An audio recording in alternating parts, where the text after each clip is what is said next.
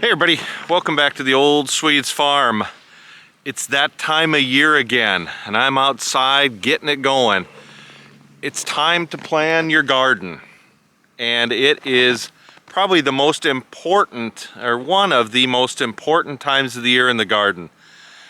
It's 15 below out here. We're actually heading to 25 below, so perfect time to be planting the garden. I wanted to run you through how I do it and see if that'll spark some excitement in you, give you a chance to look at a different way to plan your garden. I'm going to have you do 4 things, and I'm going to have you bring 4 things to step 2. And it's not hard. Some of this is going to be, a little bit of work, but it's your garden, so you got to put a little work in. And the other part is going to be probably the most fun you have all year, and that involves seed catalogs. I'm out here at the garden, and for me, planning equals success. So I do spend a lot of time planning. Last year, we actually didn't. I was so excited to get in the garden, we just kind of grabbed some stuff and put it in. And we had some mixed success. So, and I made some notes on that, and we'll get into that in part 2. But for me, planning equals success. The first thing you need to look at and make some notes on is, what is your goals for the garden?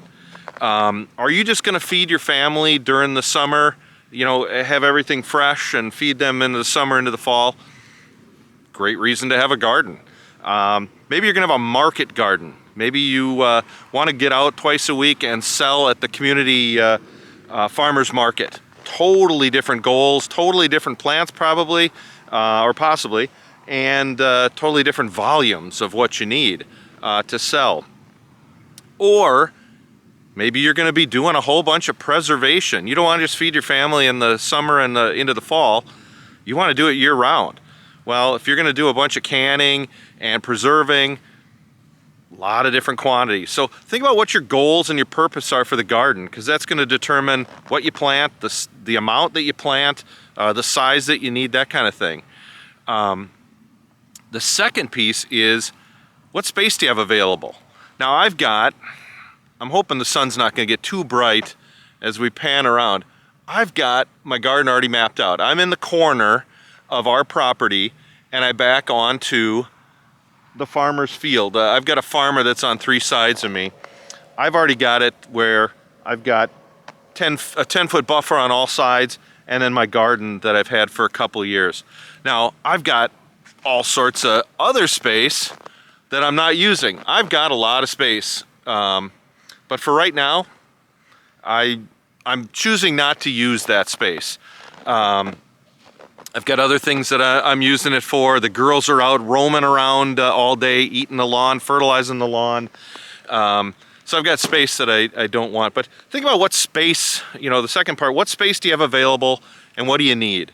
I've seen some people say, I want to put a garden over here for this. I want to put a garden over here for this stuff. You know what? Think about some of the logistics of gardening. I've got it all together, and I recommend you put it all together. Think about watering. If you got to be moving water here and over there and to another garden, it's a lot of work. If you got to be moving fertilizer around from your compost pile to this area, or you got to tend to multiple compost piles, logistically, over the course of a summer, that adds up. So think about that stuff, your land size. That's the second part. The third piece, I'd like you to draw out what you got. Now I went through, this doesn't need to be pretty right now. I'd like it to be exact, so get your tape measure out. And I got my tape measure out and tromped through the snow. But I just made a little picture of what the garden is. I've got, that 10-foot buffer around that I said. My garden is 35 feet wide right now and 170 feet long. Now, if you look behind me, I've also got a secondary area that is 100 feet long and 40 feet wide. Now that's where I've traditionally had our squash and stuff. So draw out, make a map of what you've got, and then also if you've got any subplots or sub gardens, You know, I've got an area here that's about 30 feet by 35 feet that has got all the garden fabric, and I've got holes in it every 18 inches. So, okay, I can't put, you know, I'm not going to put carrots in that area. So mark out those subplots. I've got some stuff where I had cukes and peas and beans, two 60-foot rows that I established last year. Mark those little subzones, because then that's gonna play into your design. But get a picture. It doesn't need to be pretty while you're outside. I'm gonna ask you to make it pretty later, but kind of get that out there. The fourth part to get ready for, you know, the big plan is probably the most fun. And this is where I'm gonna ask you to dream. Pretend you don't have any space restrictions. Pretend there's no space restrictions. Go through those catalogs and mark down everything you'd plant. Mark down everything, but keep a good list. Tomatoes, Roma, you know, put down the variety, it's Roma, and also what catalog you saw it in. That's gonna be really important later when you decide what to plant. So do some dreaming. This is the fun part of winter. I'm in a foot of snow out here. If I can look through some seed catalogs and dream of summer, that's a fun couple of evenings or a weekend project with Holly. So do that. So 4 things to kind of work on: your goals and your purpose. What space do you have available?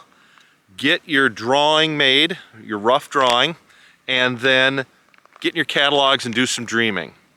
Now I'm going to put out a second video and show you what we do with it from there. But 4 things I'd like you to bring to the table when you watch the second video. Get out some graph paper. Get out something and draw your garden to scale. Now my drawing's gonna be pretty darn big. I've got some graph paper, and if each one of those is a foot, 170 feet, it's gonna be a long thing.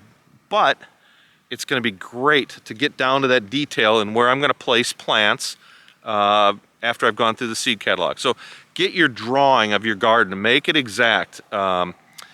If you've got a drawing of last year's garden or can produce one, that's important, because we're going to talk about crop rotation. We're going to talk about, you know, what went where last year and what worked and didn't work, and what it'll play into what your plan is this year. So you got the drawing, exact drawing of your garden. You've got last year's drawing. Pull out your journal. Now I hope you're journaling. I hope you're keeping notes. What worked last year? What varieties worked? What didn't work? What issues were there? And I had some issues.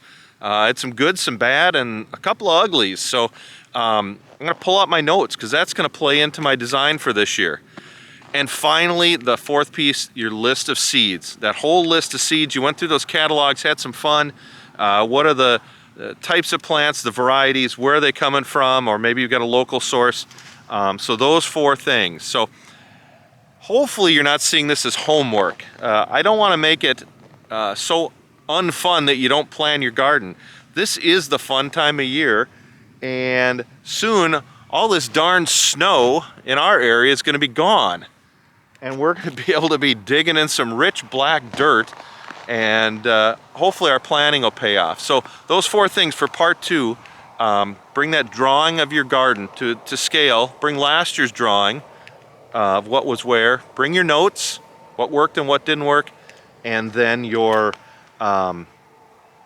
list of seeds. And we're going to start going through that, what will work into your plan.